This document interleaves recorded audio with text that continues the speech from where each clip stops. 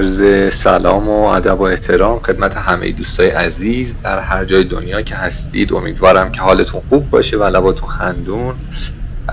من امیرم و خیلی خوش اومدید به کانال من.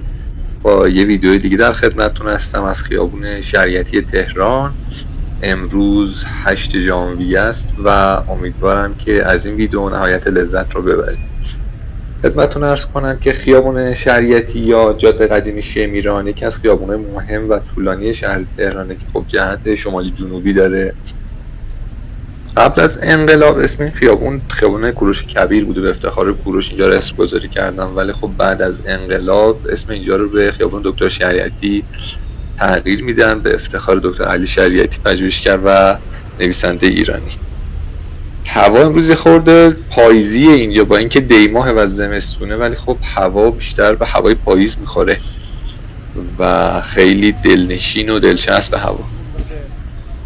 اگر به این سبک از ویدیو علاقه‌مند هستید ممنون میشم کانال منو سابسکرایب کنید و اگر هم که این ویدیو رو دوست داشتید حتما لایک کنید و اگر سوالی هم داشتید توی کامنت ها از من بپرسید. خیلی خوشحال میشم که پاسخگوی کامنتاتون باشم.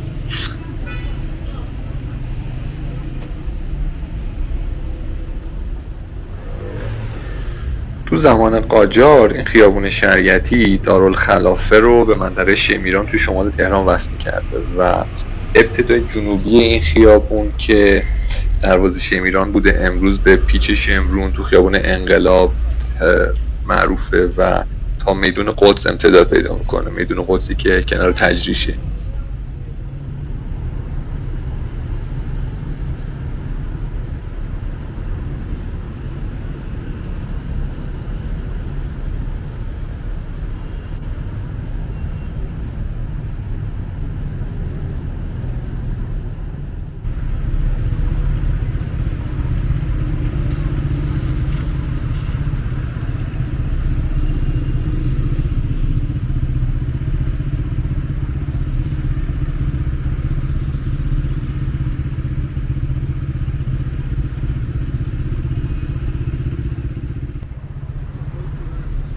خب ناگفته نمونه که هنوزم بعضی از اهالی تهران این خیابون دکتر شریعتی رو به نام جاده شمیران میشناسن و همونطوری که گفتم از دارالخلافه به سمت شمیران کشیده میشده و محل عبور و مرور اعیان و شاه‌ها و شاهزاده‌های دوره قاجار بوده و تا اواخر دوره قاجار، اوایل پهلوی هم، اوایل دوره رضا شاه هم جاده خاکی بوده. خیابون شریعتی خیلی زود به یکی از خیابون مهم تهران تبدیل شد و خب مرکز تجاری و اداری و تفریحی مهمی به این خیابون ساخته شد.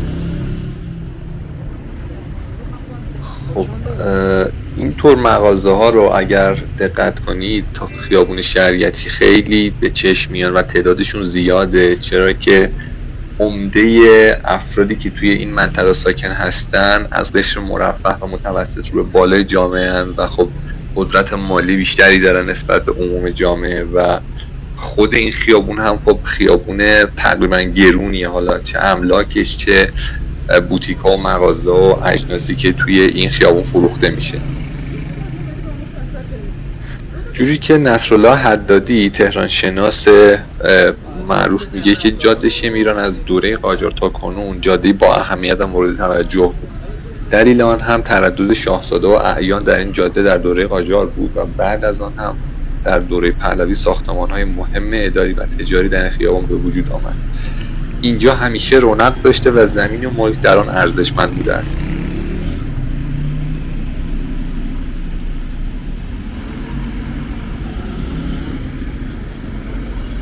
خب اطلاعاتی که احساس میکردم در مورد این خیابون شریعتی مفید میتونه براتون باشه رو خدمتون عرض کردم. حرف دیگه ندارم. امیدوارم که از دیدن ادامه ویدیو لذت ببرید و اگر ویدیو رو دوست داشتید حتما لایک فراموش نشه.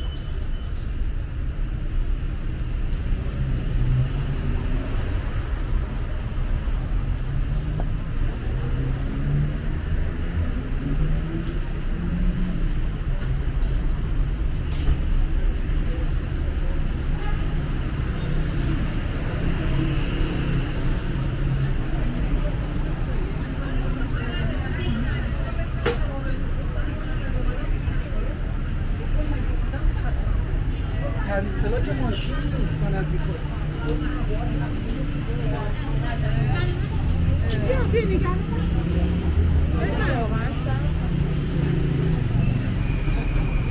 واقعا خوبه.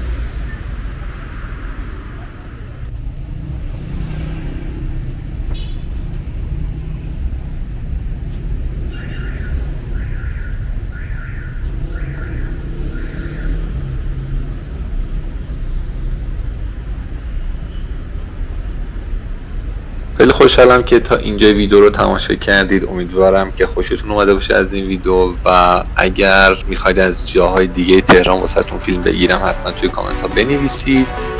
لایک و سابسکرایب هم فراموش نشه. امیدوارم که هر جا که هستید موفق و پیروز باشید.